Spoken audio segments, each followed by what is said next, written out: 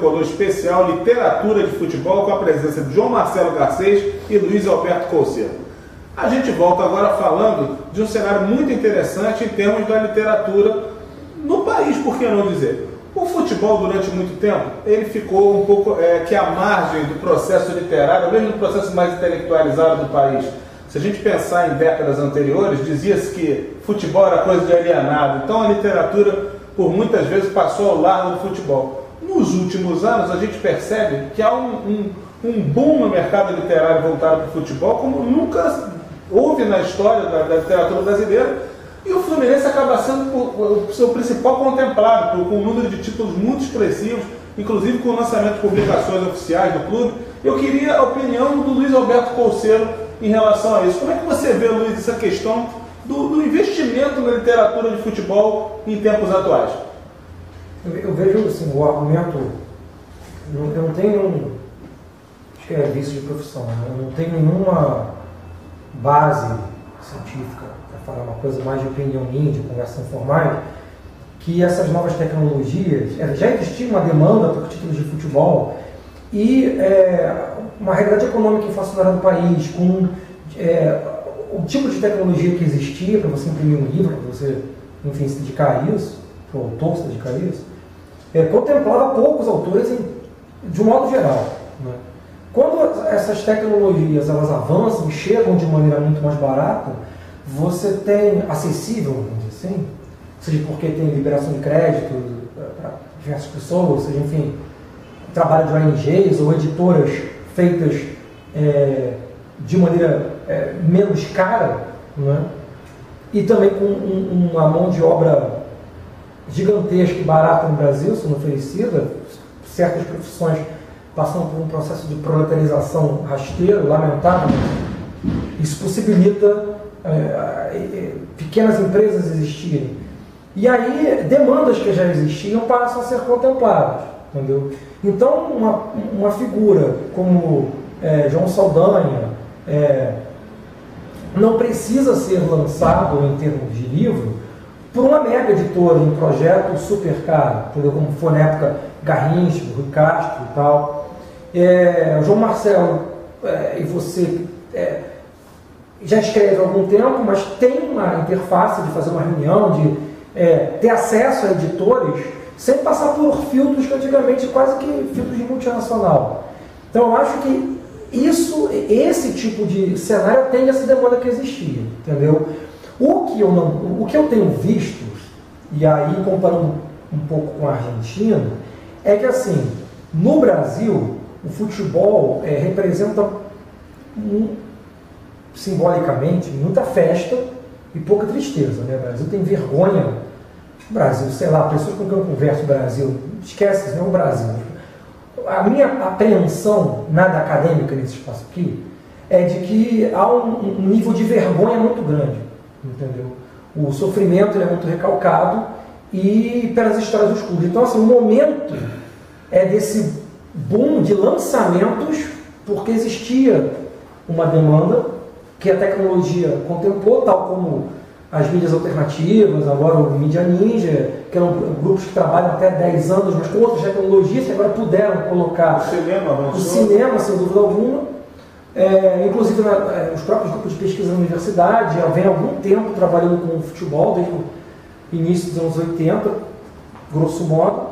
Contudo, entretanto, é um momento de uma produção de livros muito marcada naquilo que o torcedor, que eu acho um pouco perigoso, o torcedor já sabe,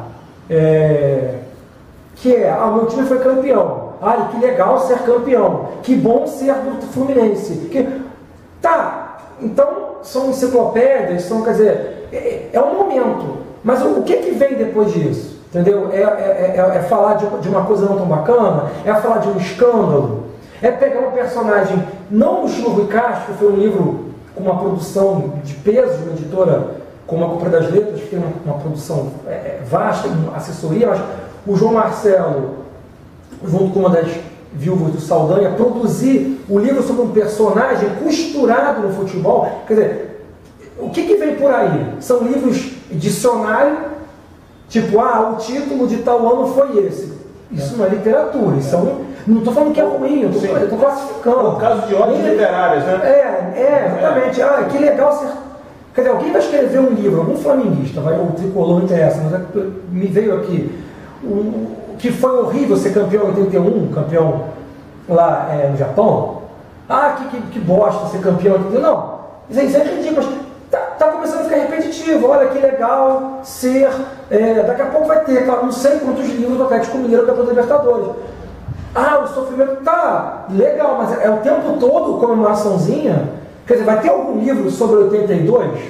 Vai ter algum livro sobre a Copa da... Porque, por exemplo, agora... Quando eu tive corpo sem varizes, quando eu tive em corpo... Só com músculos eu estou comprando a Argentina porque tem, por exemplo, não só na literatura, vou ficar livros que eu não estou trazendo em português, de literatura, mas filmes premiados, como O Segredo dos Seus Olhos, que fala de futebol, mas não é sobre futebol, entendeu? É sobre o período ditatorial e tem uma história de amor, relação de vingança, prestações e contraprestações.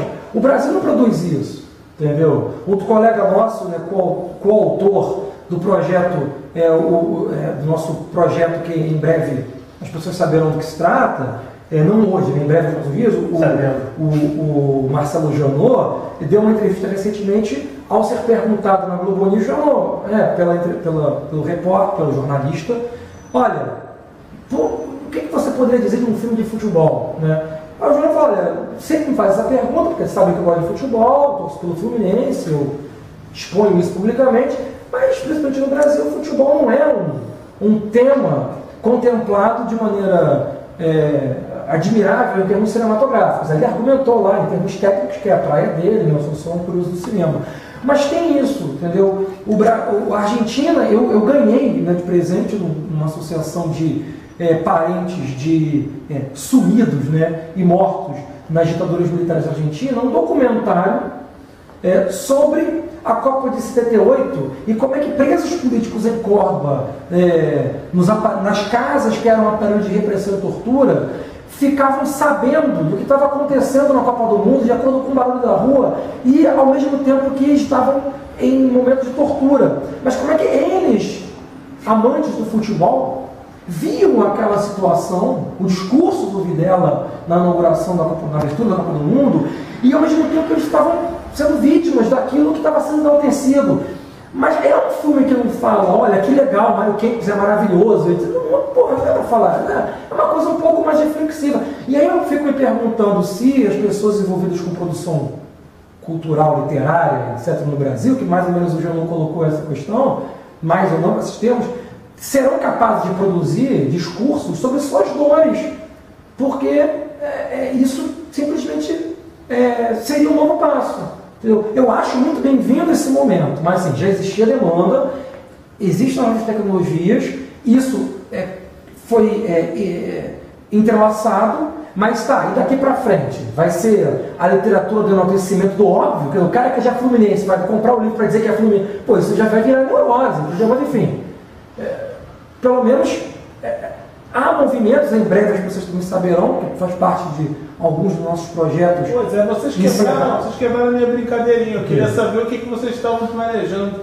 Todos nós estamos planejando, né? Digamos que todos sim. Nós, digamos que sim. Não, a única coisa que eu digo é que a gente, nós, né, e os outros colegas, o César Santana, o Marcelo Janot, o Walterson Botelho, fora as pessoas que estão apresentando o livro e tal, a gente, assim, são pessoas que resolveram falar de temáticas do futebol sobre feridas.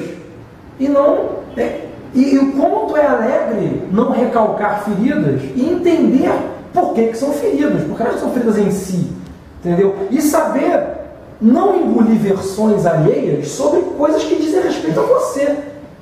No caso a nós, que a nossa construção identitária, e não o outro vai dizer para mim qual é o meu sofrimento, porra, aí não dá, entendeu? Aí consultoria de dor, não dá, né? Então, esse movimento que nós fizemos...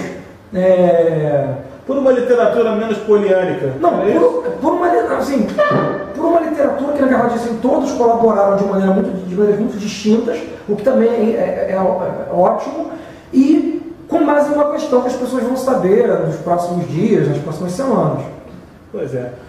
Aproveitando para dar uma deixa, o João Marcelo Garcês estará relançando seu novo livro, seu mais recente livro, Flusão é Tetra, que fala aí sim de uma questão de muita alegria para todos nós, que é do tetracampeonato brasileiro. Das 4 conquistas do Fluminense, mas enfim, culmina com o tetracampeonato do Fluminense de 2012. Então o relançamento será na Bienal do Livro. Então, João Marcelo Garcês presente à Bienal do Livro. Aliás, lá também estará ele, Luiz Alberto Coceiro também estará. Eu ia aproveitar para fazer alguma pergunta para você, João. Eu ia emendar justamente sobre a questão da Bienal do Livro.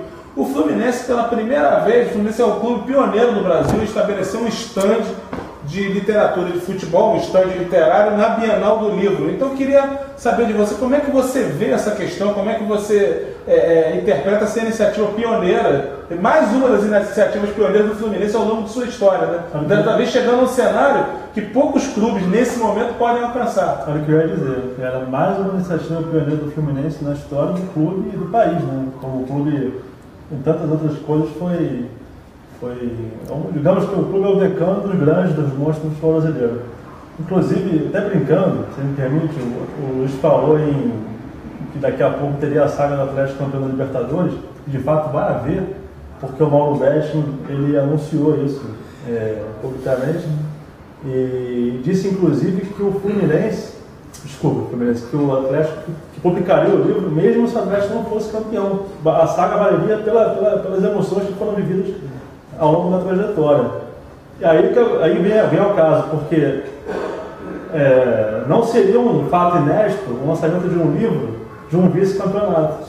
Porque eu lancei em 2009 a saga de 2008 do nosso vice-campeonato. Ou seja, até nisso o clube foi pioneiro, lançou um livro sobre o vice-campeonato continental, que foi o caso. E isso vai de encontro ao que o Luiz havia dito, que era a questão de não se falar só da vitória. Claro que a vitória é bem-vinda, celebrada e tal, mas não se constituir o corpo literário de modo exclusivo ao mundo das vitórias, né? Também tem as feridas, as varizes, as sequelas, por que não de falar delas, não é isso? Até porque eu entendo que você ser vice-campeão mundial, continental, não é ser vice-campeão municipal, existem distinções, né? Obviamente que você, quando você batalhas como Fluminense e Boca, Fluminense e São Paulo, com o gol do Washington no final, são eternas, não tem taça para ser enaltecido. É como se o clube tivesse sido campeão várias vezes dentro da competição. É assim que eu descrevi na época.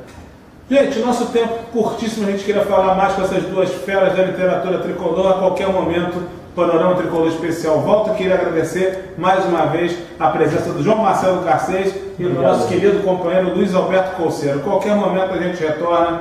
Grande abraço.